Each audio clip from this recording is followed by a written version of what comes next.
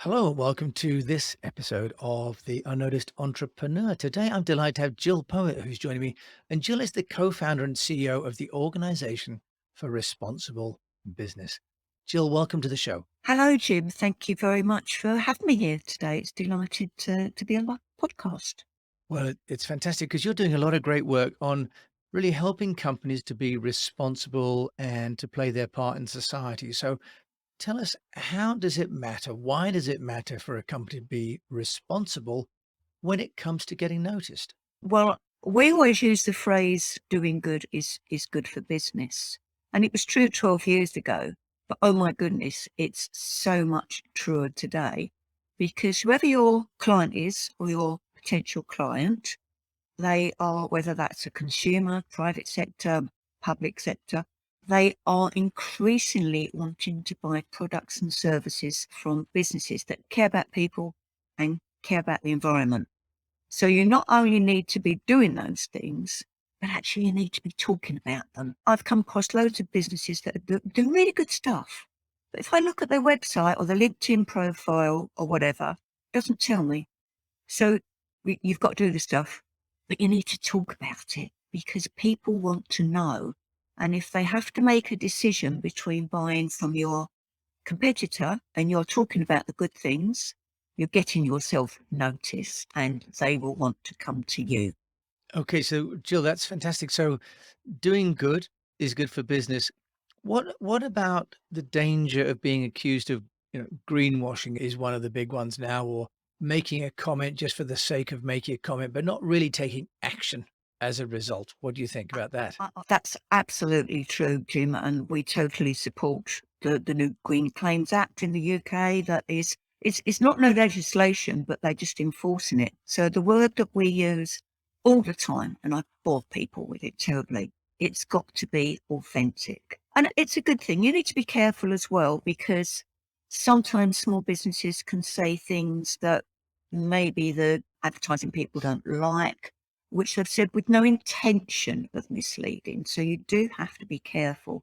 But if you're authentic and if you have core values at the heart of what you are doing, and you can evidence anything you say, that's the big thing with the advertising authorities. If you say anything, think about, if anyone questions this, can I have evidence to prove what I've said is true? And if you have, then you're absolutely fine. So Jill, being authentic is obviously important and being genuine. And I've read about how in America now brands have to take a position on certain issues, for example, like Black Lives Matter. How do you help a company to understand what opportunities there are that are, if you like, within their core values, but are also ways that they can demonstrate that they're socially responsible as a business? Absolutely. One of the things that we have that is a really useful tool to be for businesses of any size, it's designed for small businesses, but actually even a CEO of a big corporate would benefit from using it. Not that they're likely to, but they would benefit. We've got an online course and it really helps you to focus on what you are doing, if you're doing it well enough, and what more can you do. We talk about people supporting their people. If you've got employees, and we work with a lot of sole proprietors who haven't got any people, but they collaborate with other businesses. So your people, if you've got people, your local community, that sort of supply chain impact where you might impact the lives of maybe Indigenous people that you'll never meet, but you still need to be thinking about it. And of course, your environmental footprint and supporting your local community. So all of those things. And if you're a small business, you have to be aware and thinking about these things. And you can't necessarily do a lot in every area. Small businesses have only got a limited amount of capacity. But the course is designed to help you to think about what's appropriate for your business. There isn't a one size fits all benchmark. We call it ASTI, appropriate for the size, type and impact of your business. So you can think about what you are doing, what you are really doing well, what you can improve on, and the things that you are doing well, then obviously that gives you the opportunity to really talk about those and expand on them and get yourself noticed for those good things. And people will like that honesty as well. If you are just in the process of thinking about a more sustainable approach. And when I use that word, I mean sustainability in its broadest holistic sense. If these things aren't necessarily been on your agenda before, but if suddenly you've had this light bulb moment and you're thinking, God, I need to really change what I'm doing, people are quite happy for you to say, we are looking at our business processes, we're thinking how we can change. And it's beginning of a journey for us, but we are committed to doing X, Y, Z, which is very different from you sort of alluded to this corporate world earlier on. And for years, I've had CSR departments, and the focus of the majority of those, some of them been really good, but the focus of the majority of those departments have been CSR projects. And they're bright, shiny projects that are designed to catch the attention of the outside world. Now, they might be doing those bright, shiny things, not thinking about their local community, not even engaging their employees, not caring very much about their employees, not caring about diversity, well-being, all those things. And they used to be able to get away with it, but they can't anymore because of social media, because of NGOs, because everything is so much out in the open. And it's back to this word being authentic. So people aren't interested in you doing bright, shiny things unless those bright, shiny things also equate to those core values in your business, whether you're a big corporate or a small business. They want it to be real. That's really interesting, Jill. And presumably, along with authentic, people are now becoming accountable, aren't they, for what they're doing in their supply chain or in their community or in their workforce? Yeah, not so much small businesses, in fairness. Larger businesses quite definitely are. The hot topic in terms of larger businesses now is ESG. It might be a term that you are familiar with, which stands for environment, society, and governance. And interestingly enough, although it's not a phrase that I use, it's been our approach since we launched, because we define a responsible business as one that operates ethically and responsibly, ethically and efficiently, always meets and exceeds legislation, and cares about people and the environment.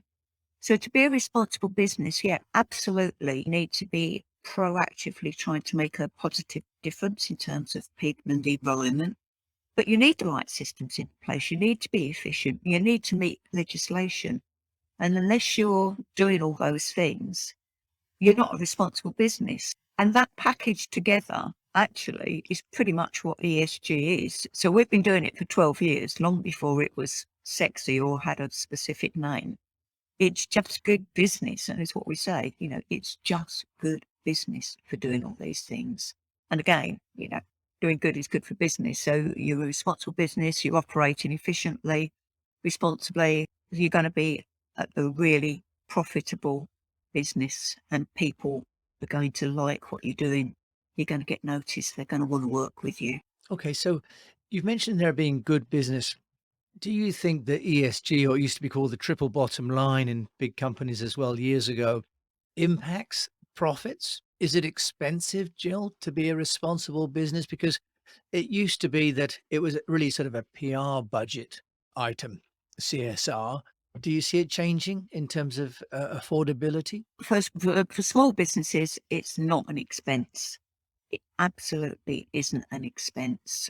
I had a conversation once. I was given a training session, and there was a lady that worked with, I won't name the organisation, but it was a charity that did the same sort of thing, but in the corporate world. And I said to this group, now, if you were going into a small business, suppose they were, I don't know, 8 or 10 people, and you wanted to talk about corporate social responsibility, what sort of budget do you think they would need to have? And this was several years ago. We went around the table, and there were various budgets, and there were always a budget. And I said, well, no, actually, you do not need any budget at all when you are doing corporate social responsibility as a small business properly, because it's about core values.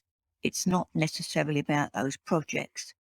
Yes, of course, if you have some funds that you want to put into that and to do things, that's great. Or if you want to do things such as cause marketing, where you'd be involved with an organisation such as B1G1 or Work for Good, where a percentage of your turnover or profits, whatever way you want to do it, goes to a good cause. That's great if you can do that, but actually you don't need a budget. You don't need to think of it in terms of what you can do. And even on environmental things, you can start by doing no cost, low cost things, and then fence the money that you are saving.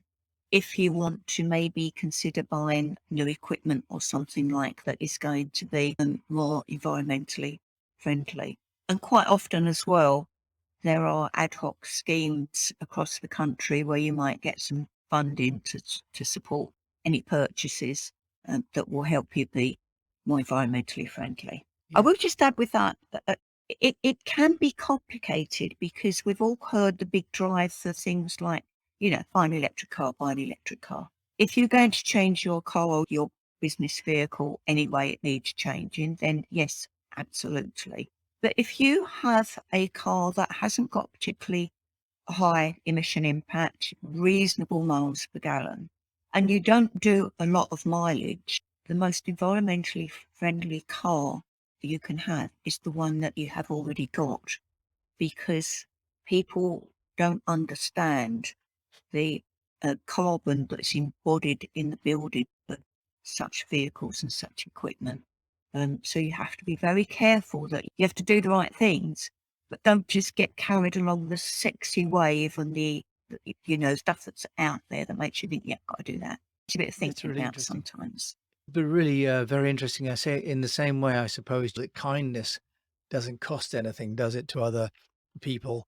Responsible business doesn't have to cost anything. It's a mindset and approach. And can I ask you, Jill, about how you think that impacts the employees and getting new people to work for you? Because one part is the sales angle, but what about in Mm. terms of getting engagement with potential and new employees? Absolutely, and more so than ever with the millennials that are coming into the workplace. They're now the biggest force in the workplace, and they are far more concerned about who they are working for and what their values are.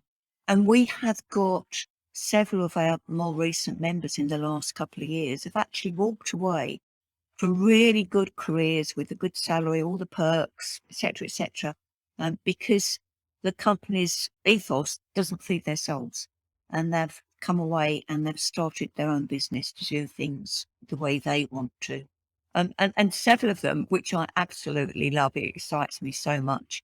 Front and center of, you look at their websites and they'll be saying, we will only work with ethical business or values-based businesses, whatever phraseology they use. But they talk about their own values, and we want to work with like-minded people. And that is really driving this whole agenda forward. And do you know what? Several of them have been, and I haven't, this has come from them. We have these conversations in some of their networking events, but I haven't said to anyone ever, you have to do this, because it's a business decision they have to make. And some of them have been a bit wary of doing it. It's a big step to take to really niche down your potential client profile. And every single one of them are absolutely flourishing. And the really nice thing is, not only is their business doing well, but they're working with really nice people. So yeah, it's, again, doing good is good for business. It gets boring when I keep saying that, but it's just so true. Well, Jill, you are a poet by name and poet by nature. I can see this. Now, you started this business some 12 years ago with your partner, now your husband. Yeah. How are you getting the organization for responsible businesses noticed as an entrepreneur in your own right? It's very much like any other business, to be fair. We have to talk about what we're doing, the purpose behind it, our values. Opportunities like coming on a podcast with you, Jim, are always very welcome. Social media is a big part to play. I personally like LinkedIn, so I'm quite happy on LinkedIn, but I've got someone else who does the rest of our social media because I hate it.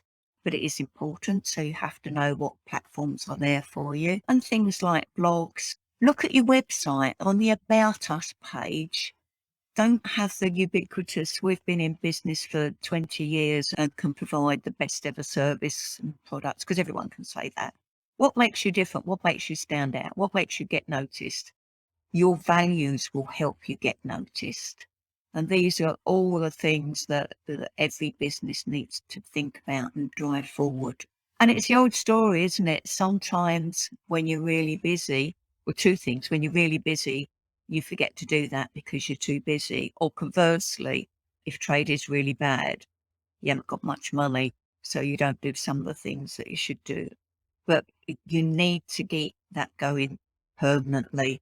Always make sure that you're out there and you've got the focus. Apply for awards. We won an award recently, which we were absolutely thrilled with. And it's, whatever you can do that works for your business, that fits in well with your business. I will just say, be very careful. Certifications are great. We offer, obviously, membership of all. This is a good way to get yourself noticed. We have also got a course and certification options, starting from something quite basic to a really robust evidence-based certification. But when you are looking at any sort of certification or membership, or don't just go badge collecting, make sure that it has real value. Because if it hasn't, if you've just collected something where you ticked a box, people are going to see through that. So Right, right. You authentic. come back to being authentic. Do you have one example, Jill, of, let's say, your favorite responsible business activity from maybe one of your members? Do you like to share?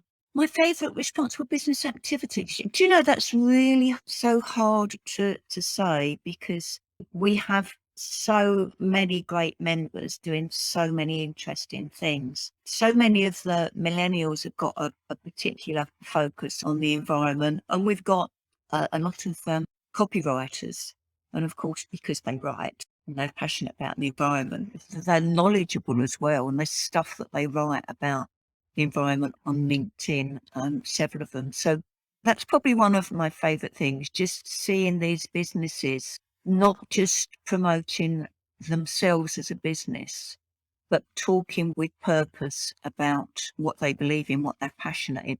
I will give you a big example of one of such ladies. She's more of a marketer, general marketer, than a copywriter. And she'd made the decision to not so much come out of the corporate world. She'd already got her own business, but change her client base. So she wasn't so much focusing on corporate clients. And she was writing a lot of articles, again, on the environment, superb writer. And all of a sudden, these corporate businesses were coming to her and asking her to do work for them. And they were businesses that previously would never have wanted her in the door, because she'd been saying, no, I'm not going to, you've got to do this, you've got to do that. I'm not going to talk about this because that's not genuine. And then now they're saying to her, I want you to work for us because we want you to show us what we need to do so that we're doing it properly. We really want to be sustainable, but we know the message has got to be authentic. So yeah, that's probably a good example. So there's a bit of a Jill, generalization, but that's a real business that had that experience. Jill Poet, the co-founder of the Organization for Responsible Businesses here in the UK. Thank you so much for sharing your passion and for what is a genuinely great cause. Thank you for coming with me, Jim James, on the Entrepreneur Show today. Thank you, Jim. It's been an absolute pleasure. Thank you for your time. It's been a pleasure and inspiring. Thank you. You've been listening to Jill Poet. And of course, as always, I will put all of the details of Jill in our show notes. You'll be listening to me, Jim James, on the Unnoticed Entrepreneur Show. Thank you so much for listening. And in the meantime, keep on communicating.